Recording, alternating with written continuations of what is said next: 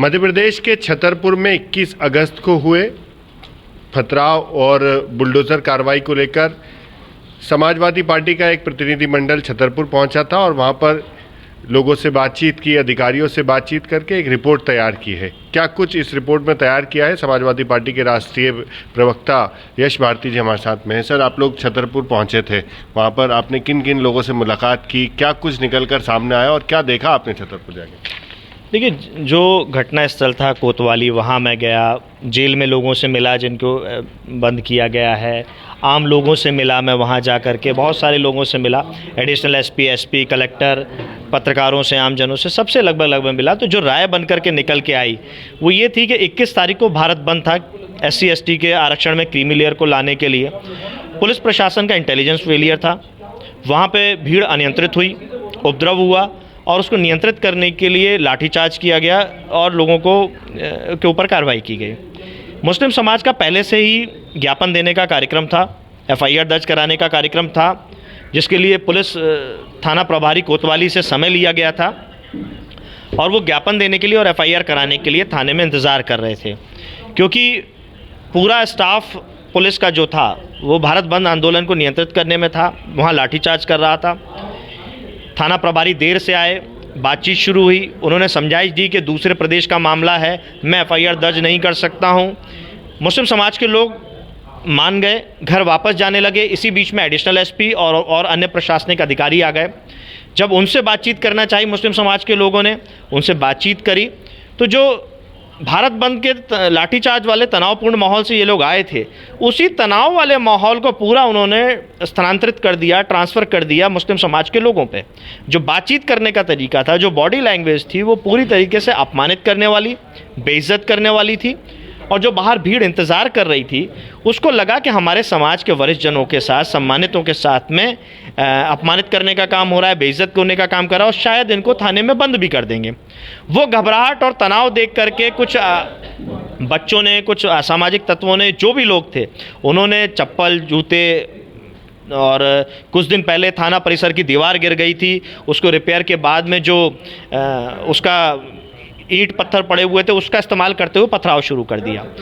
Police और प्रशासन के लोग जो मुस्लिम समाज के वरिष्ठ लोगों से चर्चा कर रहे थे, उन्हीं को उन्होंने आगे किया कि भीड़ को अब आप नियंत्रित कीजिए। लेकिन भीड़ क्योंकि अनियंत्रित हो गई थी, पत्थरबाजी हो रही थी, तमाम उनको भी चोट लगी, तो सबने अपने आप को संभाला और भीड़ पे किसी का काबू बचा नहीं था। उसके बाद पत्थरबाजी हुई, जिसकी सभी लोग निंदा करते हैं। जिन्होंने पत्थरबाजी की उन पर कार्रवाई होनी चाहिए, इस बात की मांग करते हैं। लेकिन मसला वही है कि आखिर FIR क्यों नहीं की गई? अगर FIR हो जाती, जो मुस्लिम समाज चाहता था, तो कोई बात नहीं बिगड़ती। आखिर FIR क्यों नहीं गई? क्या दूसरे प्रदेश की, दूसरे ज़िले की FIR मध्य प्रदेश में कभी हुई नहीं है या होती नहीं है? FIR दर्ज करके 0 पे उसको ट्रांसफ़र कर दिया जाता संबंधित प्रदेश में, थाने में, उसमें कोई बड़ी मुश्किल नहीं थी। अच्छा, इसके अगले दिन देखा हमने कि जो हाजी शहजाद हैं, उनका घर तोड़ दिया गया था। इसके अलावा 150 लोगों के नाम FIR दर्ज की गई है, कई लोगों को अन्य में शामिल किया गया है। तो क्या स्थिति वहाँ पर आपने देखी, जहाँ पर घर टूटा गया है? तो वहाँ आप गए थे, वहाँ देखा आपने? मैं घर पे गया।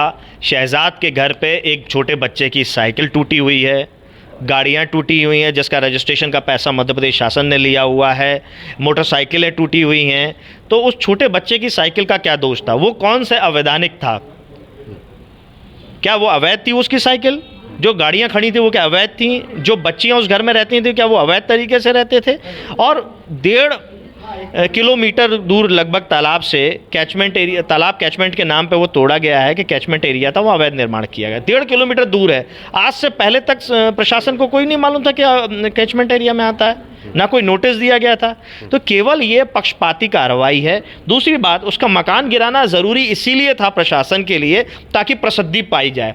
शहजाद का नाम FIR में दूसरे नंबर पे है, पहले नंबर पे जावेद का है जो वर्तमान सदर है, क्योंकि जावेद जी जो हैं, जो वो आर्थिक रूप से कमज़ोर है, मकान बहुत छोटा है, सरकार को प्रसिद्धि नहीं प्राप्त होती।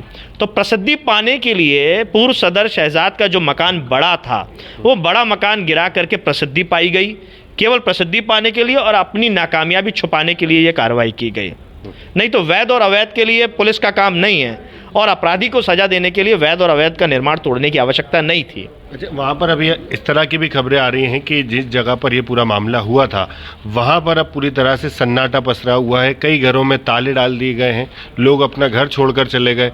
कई घर ऐसे हैं जहाँ के जो आदमी हैं वो नहीं है, सिर्फ अब लेडीज़ ही उन्हीं घरों पर रह रही हैं। तो वहाँ के लोगों से आपने चर्चा की, क्या बात सामने आ रही है? मैं गया, ये लोगों से मैंने चर्चा करी, मस्जिद में गया जहाँ पे सब लोग मिलते हैं। मस्जिद में देखिए ताला लगा हुआ है। तो ये जो माहौल बनाया गया है, जो लोगों के बीच में बातचीत करने का माहौल बनाया गया, बहुत ही तनावपूर्ण है। छोटे बच्चे से लेके माइनर से लेके मेजर तक सब वहाँ पे खाली कर चुके हैं। जो छोटी छोटी दुकानदारी करते थे, कहीं नौकरी करते थे। एफआईआर में तो ऐसे लोगों के नाम हैं, जो एक लड़का है वो कार बाजार में काम करता है, उसका वीडियो फुटेज है जिस समय पर एफआईआर दर्ज करी है, लेकिन उसके वीडियो फुटेज को मानने के लिए तैयार नहीं है पुलिस। शहजाद, जिसके 2 बेटे बताए गए हैं, मोनू और सोनू, 2526 नंबर पर दर्ज किया गया है, जबकि ना उसके बेटे का नाम मोनू है ना उसके बेटे का नाम सोनू। उसके बेटे का नाम है फजल, जो 13 साल का है। तो आखिर ये नाम लिखवा कौन रहा है? एक जावेद जरीला है, उसके नाम 2 जगह रखे हैं, जावेद जरीला और जावेद बाबा। तो एक ही आदमी के 2 नाम किसने लिखवाए? अगर ये वीडियो फुटेज के आधार पे हैं तो 2 नाम कैसे हो गए? जो इस दुनिया में नहीं है उसका नाम कैसे आ गया? 41 नंबर पे एक सद्दू नाम से अपराधी प्रवृत्ति का व्यक्ति है, हिस्ट्री शीटर है, लेकिन अब ये आम नागरिक की तरह जीवन यापन करना चाहता है, घर पे रहता है। इसने सीसीटीवी कैमरे लगा के रखे हैं गली मोहल्ले में भी और घर पे भी। ये उस सीसीटीवी फुटेज के अंदर है, ये अपना सीसीटीवी फुटेज दिखा रहा है, लेकिन प्रशासन उसको मानने को तैयार नहीं है। तो अब अगर प्रशासन ये मान के चल रहा है कि हमें तो अपराधी बनाना है, अपराधियों का निर्माण करना है, अपनी नाकामयाबी छुपानी है, तो कोई नहीं बच सकता समाज में। अल्पसंख्यक और बहुसंख्यक के बीच में एक बड़ी खाई बनाई गई है छतरपुर में। मुसलमानों को खलनायक बनाया गया है बहुसंख्यक की नज़र में कि ये लाई गई है छतरपुर में। मुसलमानों को खलनायक बनाया गया है बहुसंख्यक की नज़र में कि ये लाठी डंडे हथियार लेके पत्थर लेकर के आए थे। कोतवाली के आसपास तो कोई पत्थर मिलता नहीं है, लेकिन जो वास्तविकता है वो टीआई साहब ने खुद मुझसे मानी, एडिशनल एसपी जी ने मांगी, एसपी ने मानी, लेकिन फिर इस बात को प्रचारित क्यों नहीं किया जा रहा? इस बात पे वो कुछ बात कहने को तैयार है। आपने बताया कि इन लोगों से आपने बातचीत की है, इसके अलावा आपने प्रशासन या शासन के कुछ अधिकारियों जिम्मेदारों से बातचीत की? वहाँ जाकर उनसे स्थिति के बारे में समझा कुछ? मैंने जिला कलेक्टर, जो जिले का मुखिया होता है, उनसे बातचीत करी। इस संदर्भ में सबको बताया कि लोगों का क्या कहना है, टीआई का क्या कहना है, एडिशनल एसपी और एसपी का क्या कहना है, क्या झूठ फैलाया जा रहा है, उसको नियंत्रित करने की आवश्यकता है। तो जिला अधिकारी का, जिला कलेक्टर का बड़ा निराशाजनक कहना था कि अब तो कोर्ट निर्धारित करेगा। यानी आप जो इस दुनिया में नहीं है उसका एफआईआर में नाम लिख दें, ये कोर्ट तय करेगा। आप उन पे कार्रवाई नहीं करना चाहते, ये झूठे मुकदमे जो लगा रहे हैं, किसने ये नाम लिखवाए? जब लोग चर्चा करने के लिए आए थे, एफआईआर दर्ज कराने के लिए आए थे, एफआईआर जिसने नहीं लिखी उस पर कार्रवाई होनी चाहिए। ये नाकामयाबी प्रशासन की है, ये जिला कलेक्टर की जिम्मेदारी है कि पुलिस ठीक से काम करे, उसके अंतर्गत आती है। जिन लोगों ने मकान गिराने का किया है वैध और अवैध के नाम पे, उन पे कार्रवाई होनी चाहिए कि जब वो तालाब कैचमेंट एरिया में 1.5 किलोमीटर दूर है तो वो कैसे आ गया और अभी तक बन कैसे रहा था अगर मकान ये था। जो छोटे बच्चे की साइकिल तोड़ी गई है, उस बच्चे की साइकिल तोड़ने का अपराधी कौन है, उस पर कार्रवाई कौन करेगा? वो छोटे बच्चे में जो मानसिक पीड़ा आई होगी या जो नफरत बनेगी कल को चल के, उसका जिम्मेदार कौन होगा? वो हमारे प्रशासन पे जो विश्वास नहीं रखेगा उसका जिम्मेदार कौन होगा?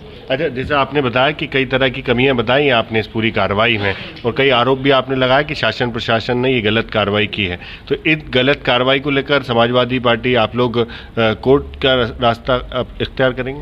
देखिए, मामला कोर्ट में जा चुका है, कोर्ट ने संज्ञान में लिया है, कड़ी फटकार लगाई है। 17 तारीख को इसकी सुनवाई है, लोग कोर्ट गए हैं। जो भी इस तरीके के माहौल में ख़राब माहौल को अच्छा करना चाहते हैं, सौहार्दपूर्ण माहौल बनाना चाहते हैं, समाजवादी पार्टी उनके साथ खड़ी है। जो माहौल को दूषित करना चाहते हैं, सौहार्दपूर्ण माहौल को ख़राब करना चाहते हैं, अल्पसंख्यक बहुसंख्यक के नाम पे खाई बनाना चाहते हैं, धर्म के आधार पे, जाति के आधार पे जो दूरी बनाना चाहते हैं, जो समाज को बांटना चाहते हैं, हम उनके खिलाफत में खड़े हैं और चाहते हैं कि सख्त से सख्त कार्रवाई हो।